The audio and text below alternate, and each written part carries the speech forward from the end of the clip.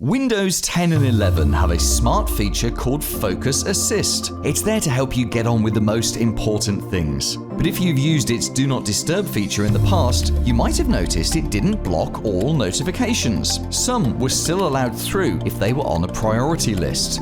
That problem's now being addressed in Windows 11. In the major update due later this year, Do Not Disturb will mean exactly that. Nothing will be able to slip through and distract you. No notifications, no icons, nothing. Instead, your alerts will sit in the notification center, ready for when you've finished your important task. Sounds good, right?